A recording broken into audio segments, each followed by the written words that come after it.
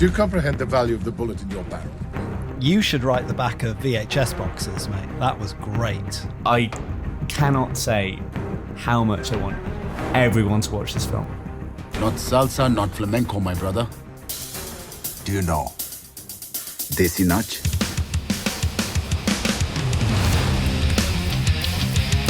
I am the most complete fighter in the world.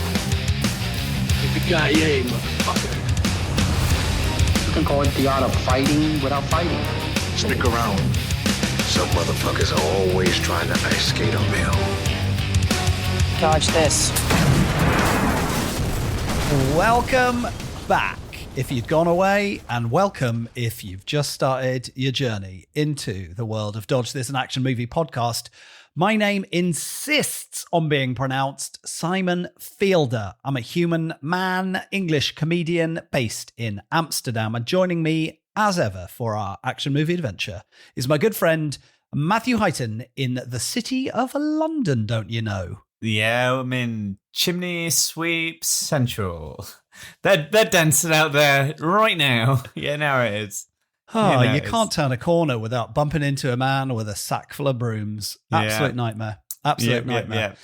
It's episode 12 of Dodge This, which is probably some sort of milestone. I don't know. I know Buzzsprout, the podcast host, likes to tell us about all the milestones, but oddly, achieving 12 episodes is not down as one.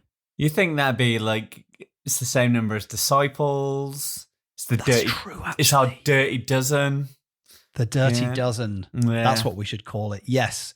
We should think of like a number for an action film reference for every number. There was a challenge. We don't have time to do this now, but it's a really fun challenge to try and count in movies. Movies. Yeah. 12 Angry Men. You're already doing it in your head, aren't you? Like, Yeah, fuck. We haven't got time. Yeah. Let's see if you can get to 12 very quickly. How quick you From can get one? to 12. Yeah. Oh, One can be literally anything. It can be just any number. It can be I any. guess it needs a sequel. Does it have to have the word one in the title though? Yeah, I guess that would be playing it properly. Yeah. Okay, like Army of One, Dolph Lundgren film. There you go. 2 If by Sea, Sandra Bullock, Dennis Leary. 3 Men and a Baby. Nice. 4.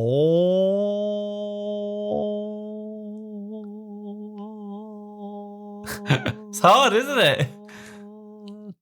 40 Winks. Is that a film? I mean, that's technically 40 as well, but if it is a film, that's technically okay. Failed at 4. I know. I know someone who would love this game.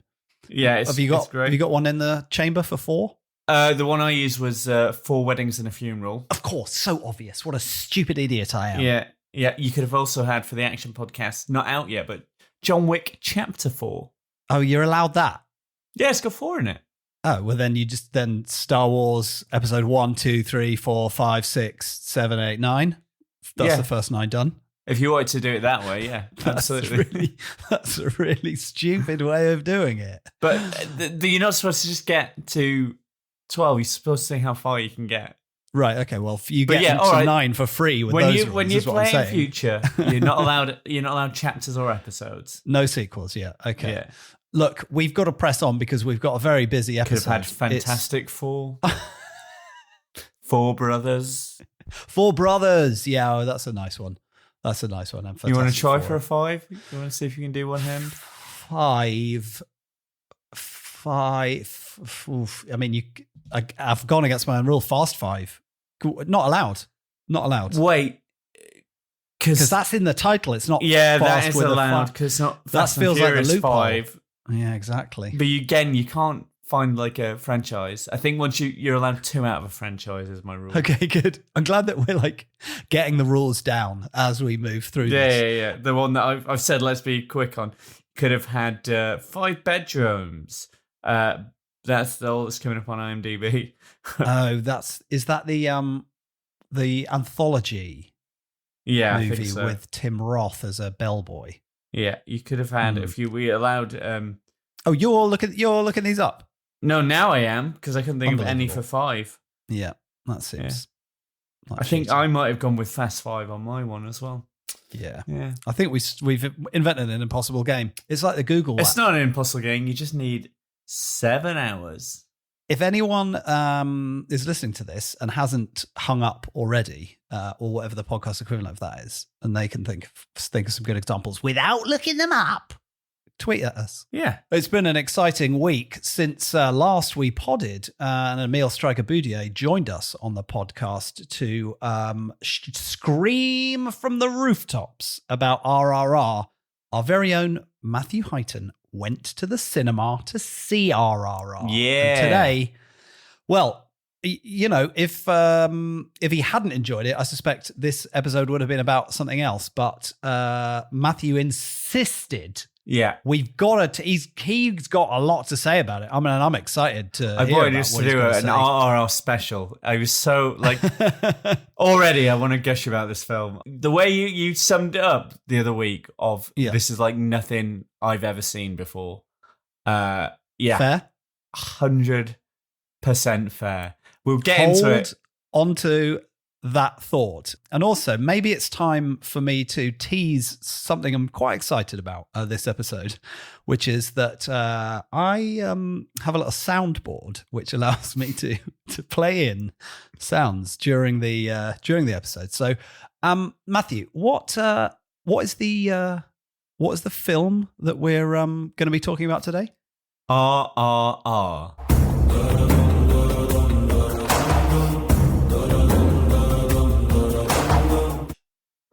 Made that myself. So nice. quite exciting. Already louder than you are in my ears. So good luck with that in the edit. Quite sorry about that. So I'm going to say there's 6 of those. We can call it a sort of RRR bingo. And throughout the episode, maybe at different junctures, you'll trigger those and I will play them in. Nice. And then I'm I'll probably excited. play them in repeatedly until they get a little bit annoying towards the end.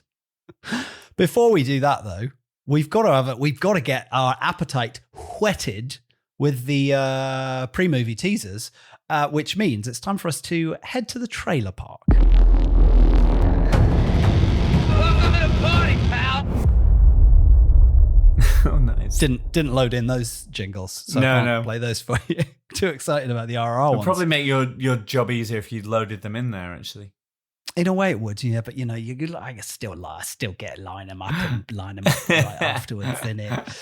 All right, we got 3 trailers, and I'm going to start with the one that isn't an action movie but needs to be talked about because on the media landscape. Oh, actually, and in fact, we didn't talk about what we've seen outside of the action movie realm, largely because I've seen almost nothing since last we recorded. Has anything caught your eye? I went to Doctor Strange last night, opening night last night. Oh, very exciting. I went and watched that. I enjoyed it. Yeah, the action. Sam Raimi returns. Yeah, to the Marvel universe. There's a lot of. I'm trying to be very efficient with this without spoiling stuff, but there's a lot of big Marvel reveals which are very much fan servicing to the point where the people in the cinema were like going, "Whoa, ooh," like making real American noises in there, and American noises. that's what they're like in the cinema. It's true. I did enjoy it. They were a good audience. But is it a good movie? Well, I really enjoyed it, but I think I don't want to bag it, but I think I need to rewatch it. But it felt a bit hammy in places. There was some dialogue in it that just all the goodwill of it, just every now and again, it just pulled me out and went, "Ooh, oh no, oh no!" But it was really I really enjoyed it. I enjoyed where it went. Yeah, and I'm definitely going to watch it again in the cinema if I get a chance, just Fair play. because I want to give it another go. But I think it's really weird because everyone was going nuts for all the like Marvel reveals and all the stuff they did. But every time I saw a shot from the Evil Dead that he'd recreated, I was like the Leo meme, clicking at it, like mate. pointing It's at like TV. that. The scene in Spider-Man 2, isn't it, where they try to like operate on Doc Ock and then it turns into a horror movie for a few minutes. Well, this is the thing. Marvel, it definitely had horror conventions. For 12A as well, there's a few little bits. So I was like, oh, you've definitely pushed your dial to how far can we take this. I'm definitely intrigued to see what Raimi's doing now. He's been invited back into the fold. Yeah. But I know, he still has to work within the confines of It's very the much a Marvel Raimi movie. film. You could have played me this and said, who directed this? I would know, absolutely. Okay. Take Well, Bruce that's good to Campbell know. out of it and I would have known. If Bruce Campbell doesn't make an appearance, I'm livid. Oh, he's in it. That's God. widely known. But Okay. yeah, Well, I give didn't it know give that it a till now. watch. Give it a Okay, watch. interesting that you would go and see it in the cinema twice. There's only one movie that I can recall I've seen in the cinema twice, Matthew, of late. Do you know what that movie is? I think that might be RRR. I love that so much. Water. I can't get enough. I've watched one more episode of Tokyo Vice, which is enjoyable. That's all I have to say about that. Still not It's on HBO done Max. that episode of Cobra Kai for me. Oh, good. Still haven't. I literally had one window and I watched one thing, and I'm sorry, I haven't finished Cobra Kai. We'll check It's back so in next time to see if I finish season 2 of Cobra Kai and what I can only feel like is inevitable review of it. Also, well, I don't know if I should say we've seen this outside of it or I should weave it into the chat about RRR, but the only other thing that I spent any measure of time was watching a 30-minute YouTube video by filmmaker Patrick Willems about RRR. Which, Oh, you sent it to me, but I've not had a chance to watch it yet. No, because when you click on a YouTube video and it's 30 minutes, it's quite intimidating, isn't it? Yeah, how many adverts was in there? Every 4 minutes? I've got YouTube Premium. It's an absolute game changer. Unbelievable. Mate, you can't go back. You You're the can't go back. That's the only problem. person I know who has YouTube Premium. Yeah, I'll tell you the secrets about it off air. Very interesting video though. He makes video essays and stuff, and I was delighted to see that after he had also given it a smashing review on Letterboxd, that he went in on a deep dive and talked about it and talked about some of the quite interesting stuff that I feel like we'll touch upon in this podcast. So maybe we'll circle back around to it then. Yeah. Unless you got anything else, we should go. Let's back get in them into- trailers. Let's do the jingle again if you need to. Whatever you need, Simon. Welcome to the party, pal. I've played it. It's gone. Right. This is what I was about to start with, is the Obi-Wan Kenobi trailer. Yeah. I'm just basically handing the reins over to you on this one. I think it looks all right, and I'll probably watch a bit of it because Star Wars still is a bit exciting. Yeah, it's it's not that much more than the teaser we got and we touched on a while back. Yes. It's going to be great. It looks good. The thing with these, you never know, like, because all the trailers for Disney look great, and it's all going to come down to the same thing with character. But I will say this, something that is really prominent in the prequels that has been touched on far more than me will ever touch on in this 30-second bite. But if you look at the emotional drive of characters in the original trilogy versus the prequel trilogy, it's like a completely different set of films. Like, there doesn't seem to be any emotionally charged scenes and characters outside of, we know they're supposed to be emotional, but it doesn't feel like it's bubbling underneath it. Whereas you look at like the Darth Maul fight, for example, which is a very good choreographed fight, and I love it, but it is very slick and it's very choreographed. If you looking at the action here, you look at, say, the Darth Vader versus Luke Skywalker in Empire and in Return of the Jedi, and it's all like really sort of like almost on a teenage level. Yeah, it's anger and bubbling and all that stuff that, you know, happens in an argument, bubbling under this sort of ferociousness. And I suppose you could say there is a little bit of that in Last Jedi. Yeah, definitely. Like the new ones, they definitely, especially Rogue One, they definitely tried to capture that. But I don't think I've seen it much in the TV series. It's there, but it's not as much. Whereas the trailer for Obi-Wan, everything looks emotionally charged. So I'm hoping they just sort of, because they're very aware of their legacy and they're very aware of where the prequels stand, and a lot of people have a big soft spot for them, especially if they grew up with them. I think it could We be all one do. film, yeah. But I think very much. Hopefully, this will bring all that stuff that people wanted into the prequels, all that sort of Anakin and Obi-Wan stuff, to the forefront, which they have focused on because they cut the Darth Maul stuff, which I was really looking forward to see, which is in Clone Wars. Because there's a but whole it did have a little Vader tease Yeah, in this yeah. trailer. Vader is and gonna be whoever the prominent. baddie is looks like quite an interesting character. The lady, they're like another just sort of like black clad hard ass. But again, this is where we find out, like, because the Sith have been in hiding, so you might find out like a lot of the Jedi split off. There's so much we're going to find out. It's going to be great. All right. Well, it's not an action film, so it's never being mentioned on the podcast again. Next!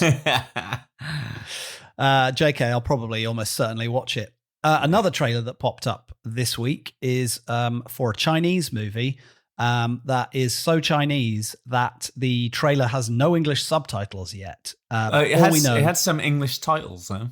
Oh, yeah, that's true, actually. Yeah, there was burnt-in titles Tooth for a for tooth. Major taglines, but no subtitles for any of the dialogue. The movie is called Blind War. It's a Chinese actioner. It's got Andy On in it. And the guy who directed it, I looked at his IMDb, and it was a lot of sort of niche Chinese stuff, I would say. Looked like some quite sort of fantasy-y things, but nothing that had popped onto my radar, certainly. So I'm intrigued. I do like the look of it from the trailer, though. It's your classic, don't know whether this is one of your 5 action plots, but policeman is blinded, and then his senses are so heightened that he becomes a fantastic warrior. It's Daredevil kind of vibes. Yeah. Is it called Blind Justice? Blind War. Oh, I couldn't remember. I was like, what's it called again? Yeah. You might also be thinking of the 1980s Rutger Hauer movie Blind Fury, which features another blind veteran who is also like a ninja. There you go. The look on your face says to me, I am hearing about this movie for the first time. Yeah, definitely. Like, no it's idea. It's a Rutger Hauer straight-to-video classic. Love a Rutger Hauer straight-to-video classic, but that has swung me by completely. Going back to Blind Cop, War, as I'm calling it. Blind Cop. Yeah. I think this is going to be great. I really like the look of this. Yeah, it looks good. It is action-packed from the trailer. Yeah, it says crazy, don't it? It says it's going to be crazy. Was it evil and crazy? It said in one of the something like things. that. Yeah, evil and the crazy. Choice English words that made it onto the screen. Those are the ones. No idea what the plot is. He gets blinded. He presumably wreaks havoc and revenge on whoever has blinded him. We don't know what else happens outside of that, but he does. He looks like he's up to some pretty cool shit. You know, he's got those Daredevil level heightened senses. He's fighting people. There's like guns in it. So I'm intrigued to see Daredevil in a gunfight. Yeah, which I've seen in other Daredevil stuff, but yeah. Damn it. Okay. I'm excited to see Chinese Daredevil in a gunfight. Is that a thing? Sure. I mean, the closest I can get is Japan, I think.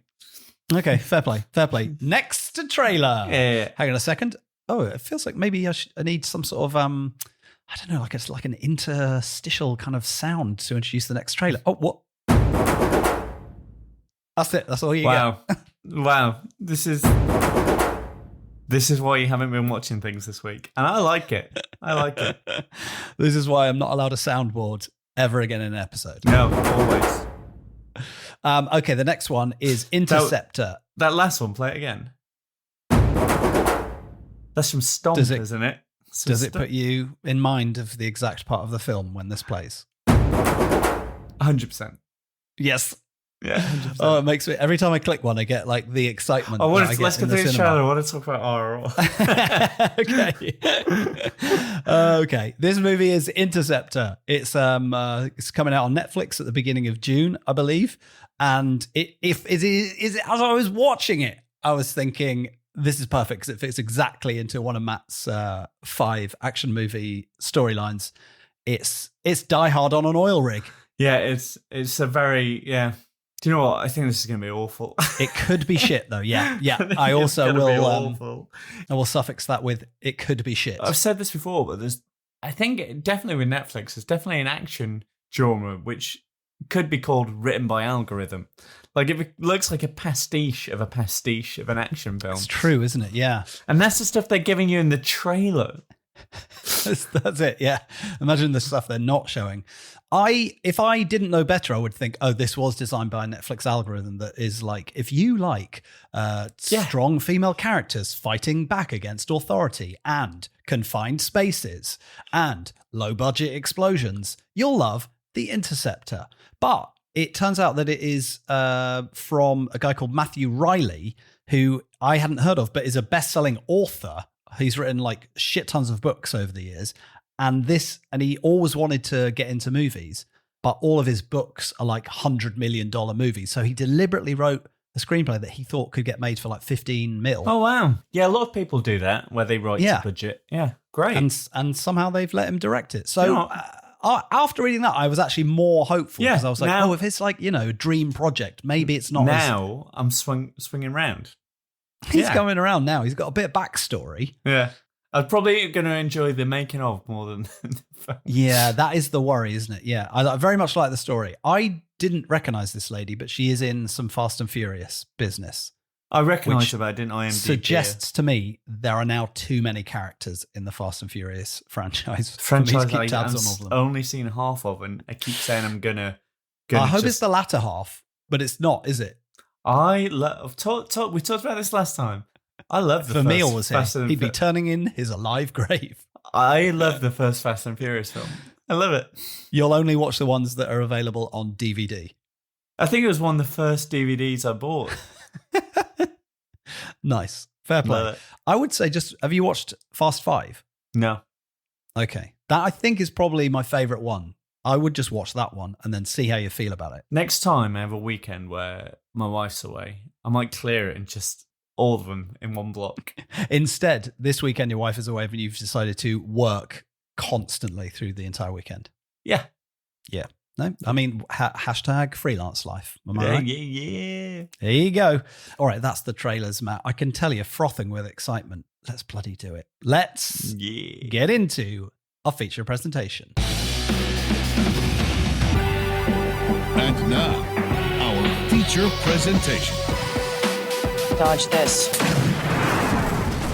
I didn't press it. Gonna have to put that on in post. Thankfully, in not post, I can put on all kinds of exciting stuff because finally, after so much excitement, after defeating COVID, after defeating the limited scheduling of UK cinema chains, Matthew Hyton went to the excellent independent second-run cinema Prince Charles Cinema in Leicester Square, United Kingdom of London, England, and saw RRR. It's great.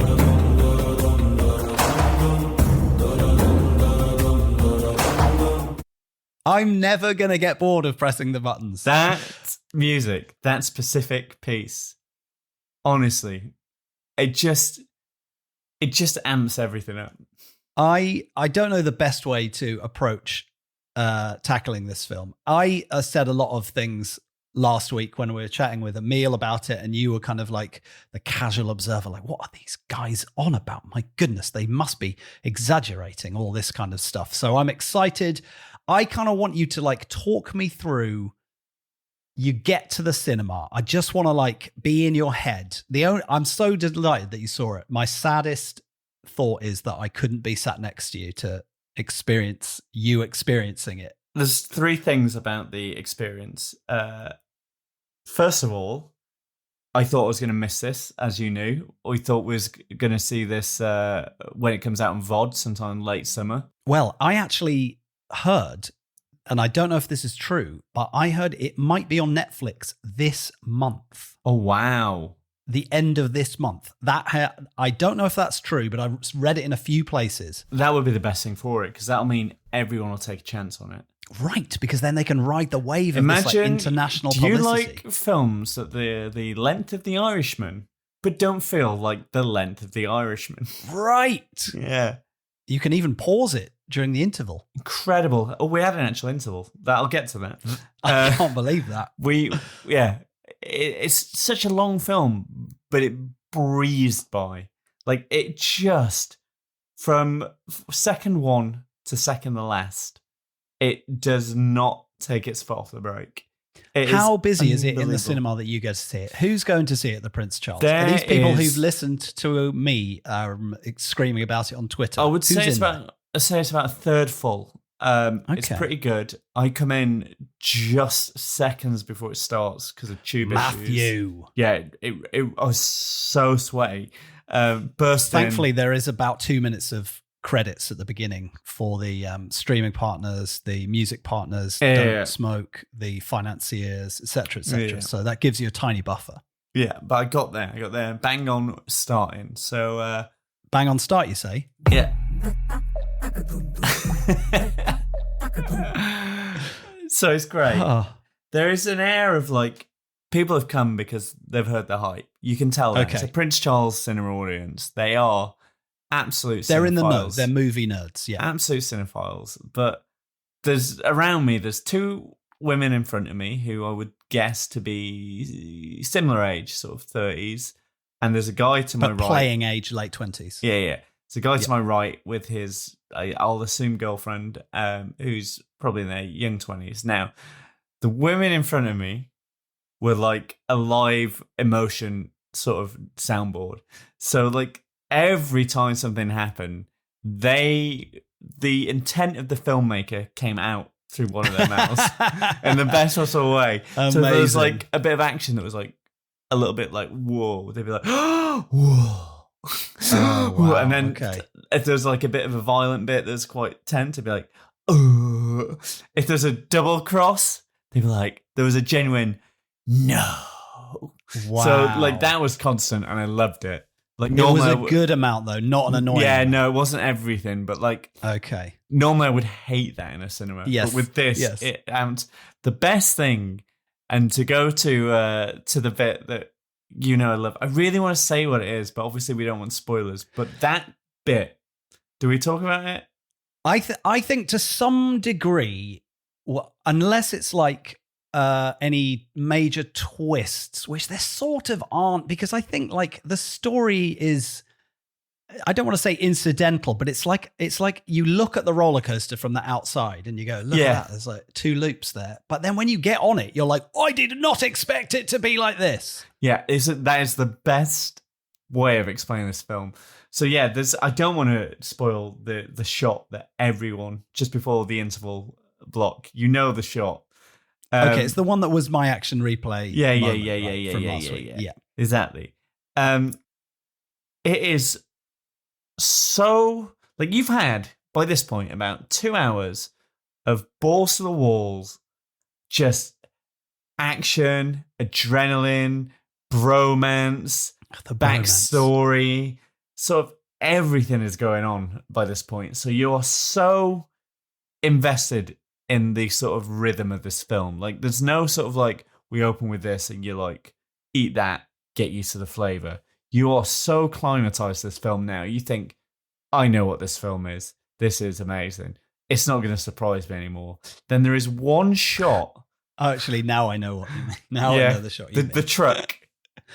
The truck. Oh, Yeah. Everyone that doesn't know what we're talking about, I'm not going to spoil it, but it's the moment that we mentioned last time, the sort of denouement of the first half of the film. It's a huge action scene that happens before the interval, and it kicks off, and it sets its stall out, and it sets the bar so high, and with what happens. It comes off the back of a big emotional reveal as well, like a big emotional driver. So the pacing of this is already, you're on edge.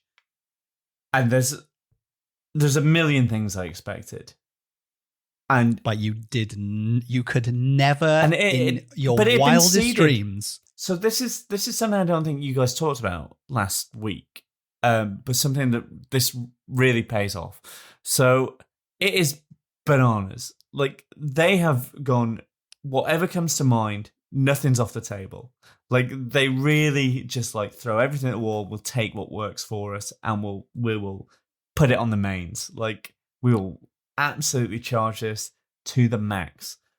But there's just bits where you just can't get your head around what you've seen. But what they've done, How? Yeah. Who thought of this? What they've done is they've they've actually concentrated on the plot. But it does make sense, right? They They've earned it. really carefully things, even throwaway things that you sort of just go, that's a cool thing, comes back. Like, so you talked about the musical number, Yes. which is incredible. Like, I've seen, yeah.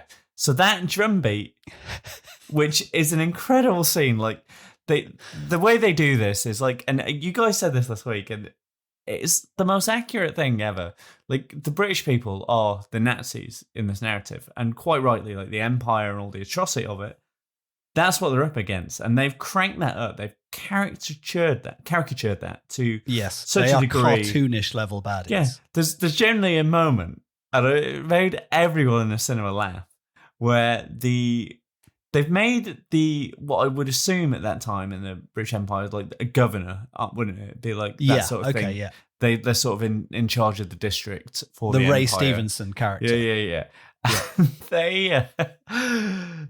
They made them exactly like the King and Queen. They dressed like the King and Queen. So they've gone, we can't have King George here, but it's King George.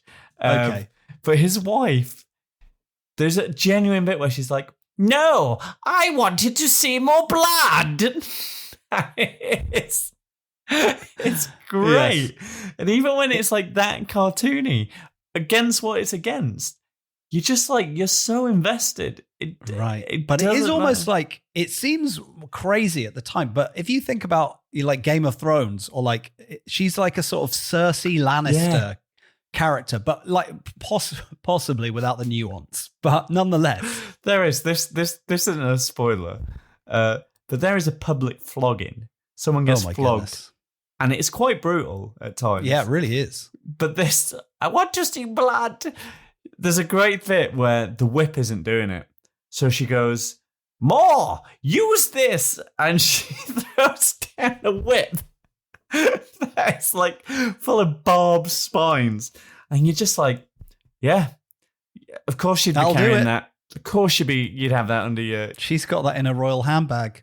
Yeah, it's just incredible. But going back to what I was saying before, like there's a dance scene, and also it's sorry, Matt, did you say there's there's a musical number in this? Yeah, there's a musical number.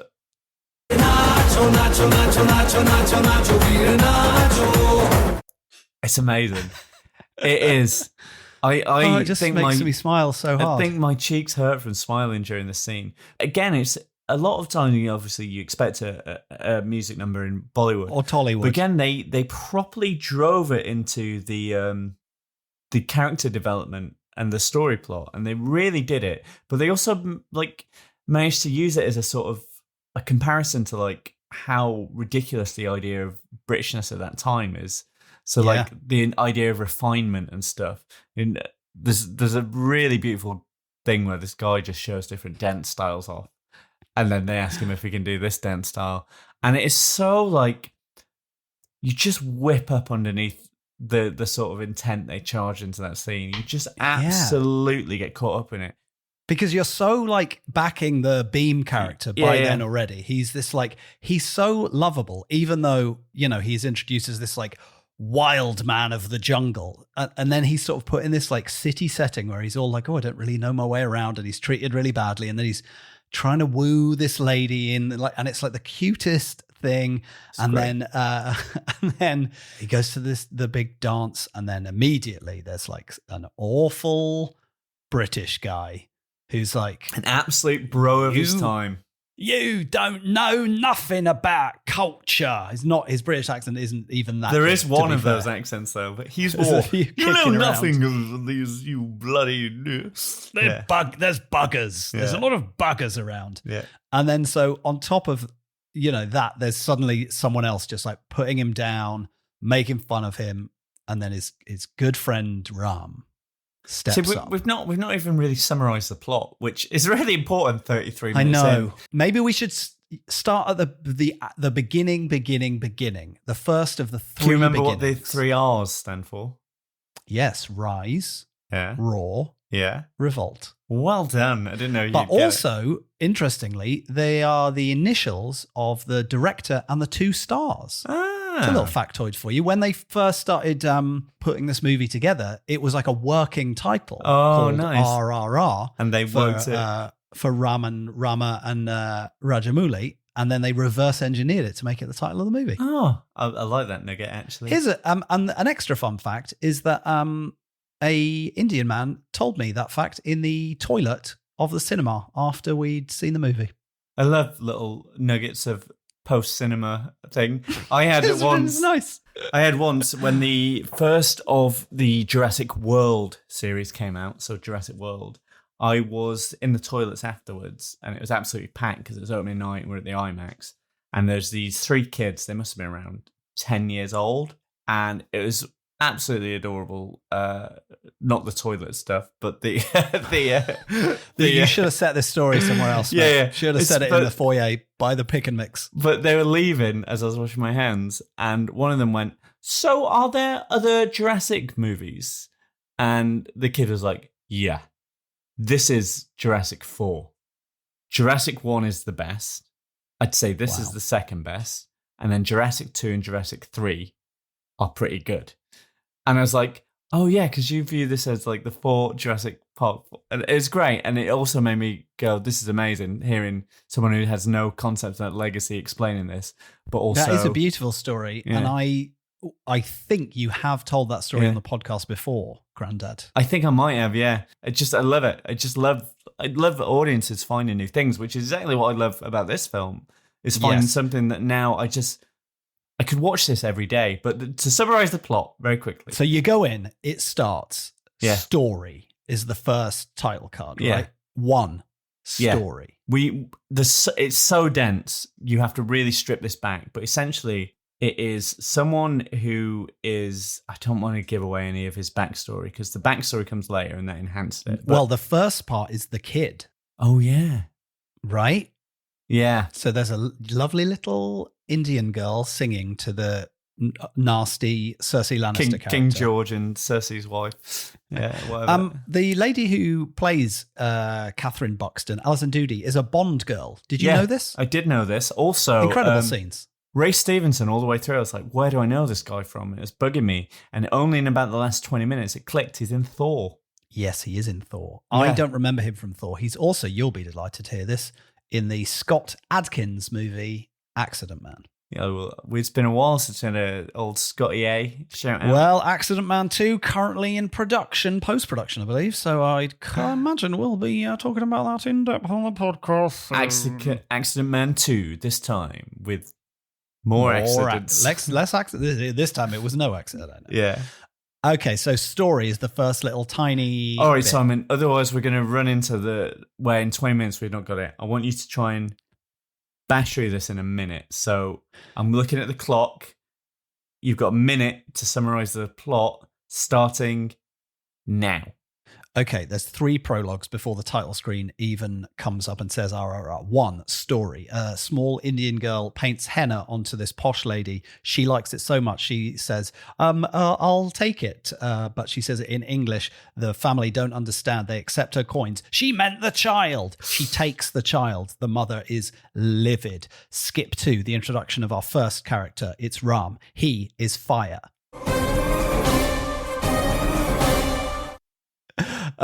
He is an officer in the British police / army, and he is an absolute badass. As Emil talked about last week, his introduction scene is like him being an absolute superhero. Okay, we meet him. He's amazing. Next, we go back to the jungle where Beam lives.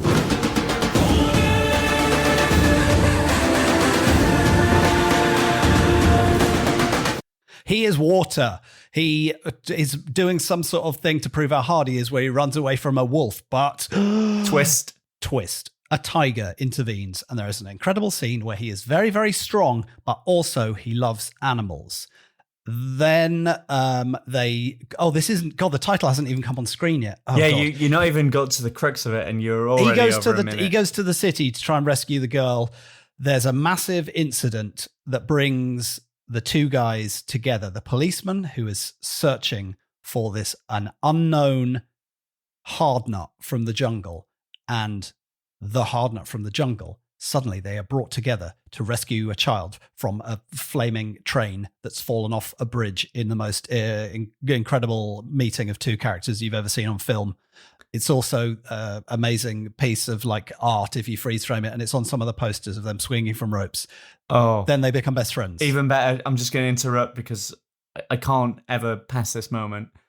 They thought these guys meeting in the middle of the air, throwing a kid to safety whilst swinging through fire under a burning train. Not enough. That's not enough. Not enough. They're going to then fall in the water.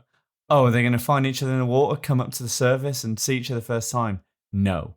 They're going to be smiling all the way and they're going to physically walk across the bottom of the river to clasp each other's hands.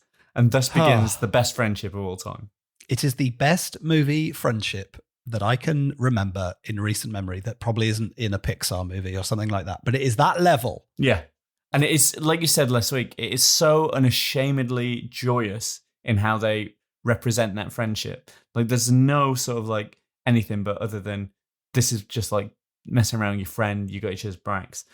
I'm going to cut They're in just having japes, aren't they? They're just having lovely little like bromance adventures together. Yeah, they're on the back of a bike. They try to steal a goat. If they could have had it, if it was wasn't such a Western trope, they would have stole a pie off a windowsill. It's that level. 100%. That level. That's the equivalent, I imagine. Stealing a goat from a hill. I don't know what if that's the equivalent of stealing a pie in old-fashioned movie tropes. Anyway, friendship. There's a lot of rambunctiousness and like, rabble-rousery. They're all like, oh, you. And you're trying to just friends. use R's there.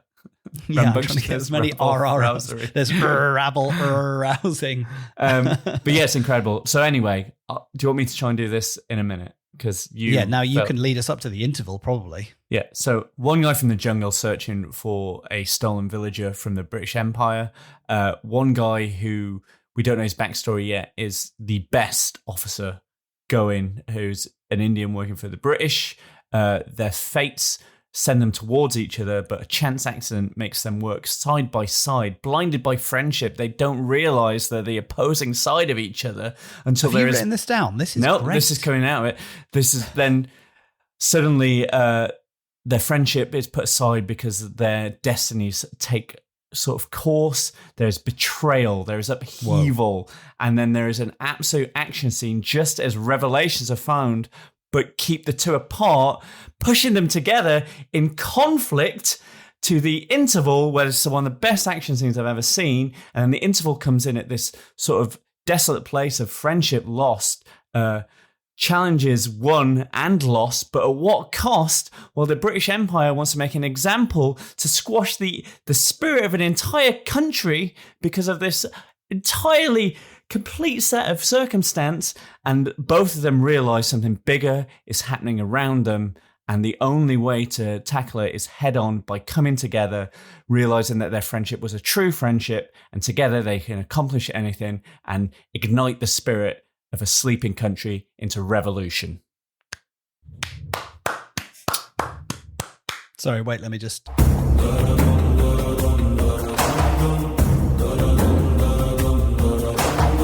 You should write the back of VHS boxes, mate. That was great. And I cannot say how much I want everyone to watch this film. Like we said last week, we talked about the first time we delved into the Indian Pandora's box of cinema. We watched War, and that sort of, I think, opened both of our eyes to like, wow, there is some pretty cool stuff coming out of India these days, and probably for a long time before, but it has never like bubbled up in the media landscape enough to have entered into our eyes. Interestingly with War is one that is similar level of bananas, but there's an irony to it. You watch that with the sort of, you enjoy it in an ironic way to an extent. To some extent, yes. Because the action is so much more sort of glossy. It's also so macho. Yeah. Whereas this, there's a real purity to this film, and it is because of those central characters. Like, and yes, how there's a simple it is. sweetness and an innocence to them, right? That somehow, in spite of the fact that they're doing these incredible action scenes, still like there's just the look in Beam's eyes is so Yeah, and there's again, we could talk about this for 17 hours and we'd still be scratching at stuff. I feel like that podcast would be diminishing returns. Yeah, Maybe, yeah. I reckon we could get the first 3 hours. People would be like, well, I watched 3 hours of the movie.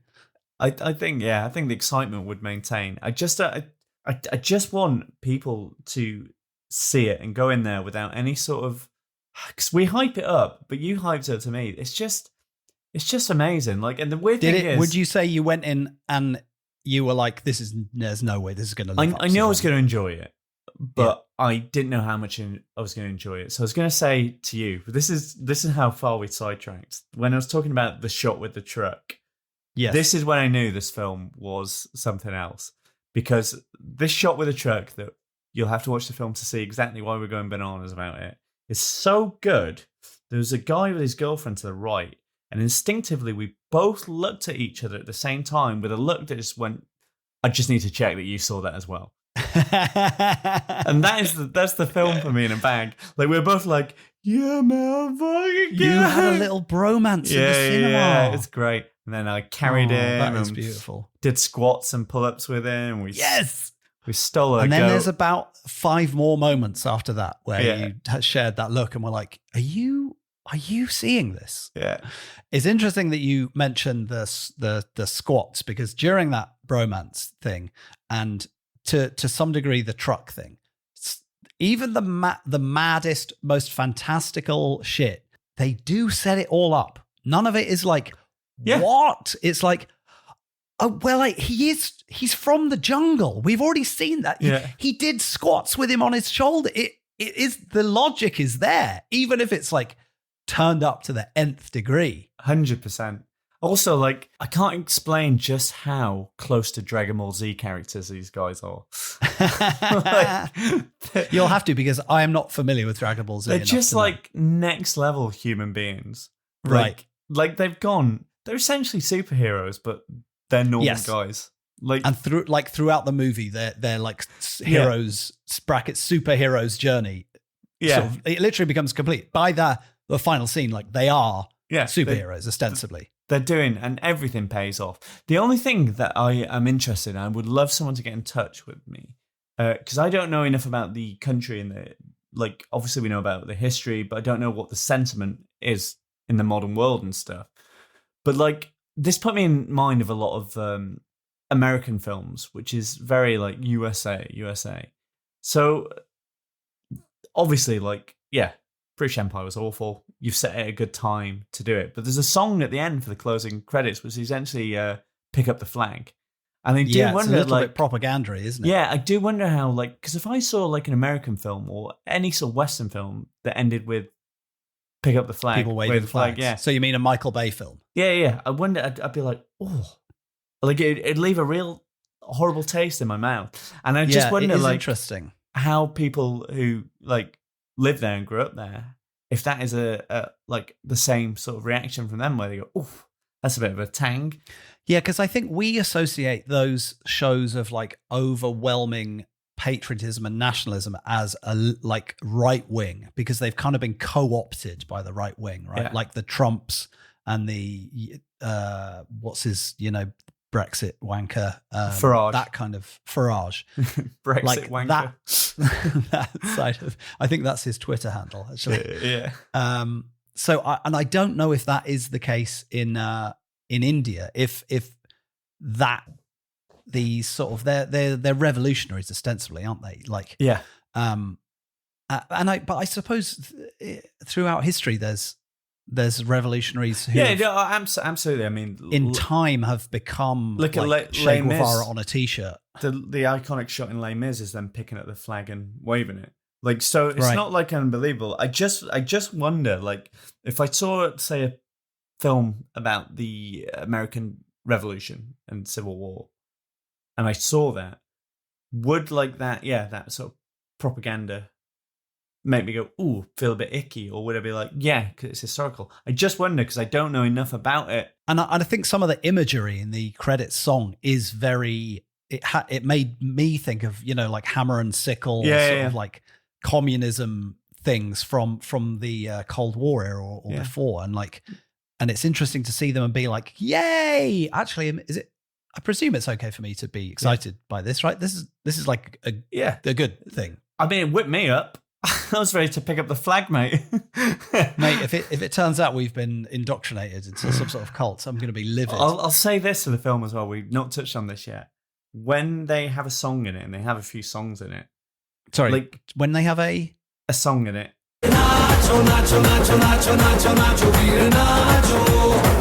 We're running out of time. I'm going to stop pressing it.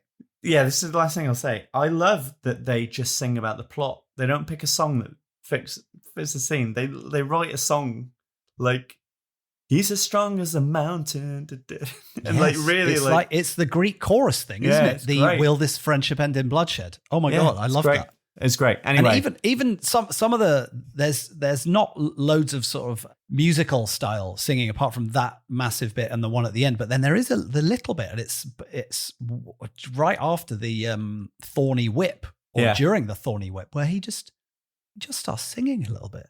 That is genuinely a beautiful scene. And it's just very affecting, isn't it? Like you're not expecting it, but you're sort of like, I'm all for this actually. Mad as this film is, they really understand filmmaking. They understand plot structure and they understand character. So when they do take their foot off the brake with a song like that or something, it's really effective because like you've not had that moment to experience that sort of thing. They're really good at like putting, like I said earlier, putting their emotional intent under a scene and putting it on screen. It's great. Yeah. And it's, it's painting with broad strokes. There's no sort of subtlety. There's no, and I don't mean that in a bad way, but it's just like, this is how you are meant to feel during this scene. Yeah. This is the sad part. This is the fun part. Yeah. This is the action part. And when they switch the dial to, rom-com, it's 100% rom-com. It's not like arch sneery sort of like, nah, we don't need to do this. It's just like beautiful, irony-free romance. Yeah. Similarly, drama. They'd like given it everything. It's like real emoting. And then when they switch to action, oh boy, we're talking Spinal Tap up to 11. Yeah, and then some. I mean, to the point where obviously my action replay is the truck. But that's my action replay. Yeah. What's your level 2? One down. One down. So much. Do you know what? 2 things. Okay, wait. Let me play the action replay jingle. Okay. Doop. Sorry. I mean, let me play this jingle.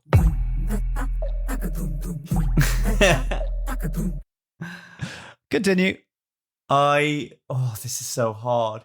Because there's so much in that scene that happens, which could easily be an action replay. Well, I actually, now that we've said it out loud, I'm not sure I said it was the truck. It was the bit where what they do their fire and water things. Yeah. That would probably be my second one. I can allow the truck. Allow the truck. The truck is definitely my action replay. I do love seeing a motorbike weaponized quite effectively. I mean, that was extraordinary. Yeah, and a bloody sucker for watching someone good on a punch bag.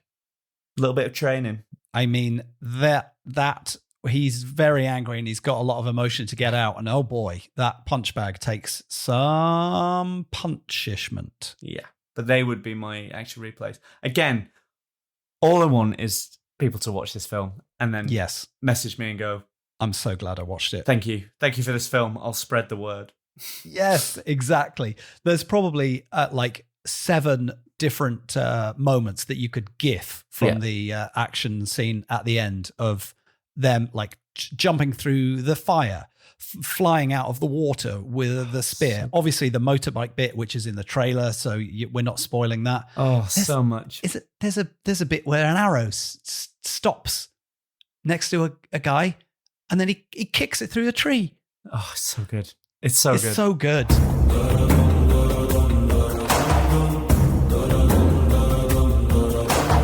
400 copyright strikes on this episode. I think we should end there because otherwise it's going to be another hour of us just telling you how good it is. Go out, watch it. If you watched it already, watch it again. I mean, the takeaway from last week is watch it. The double takeaway from this week is now Matthew has seen it. Watch it. Yeah, And if you've seen it, you'll understand why Matt was like, we got to talk about it more. Yeah. Because you're going to want to talk about it with everyone else.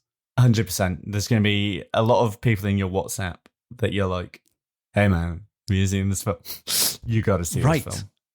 And if you're ever having a bit of a slow start to your day, or if you're ever feeling a little bit glum,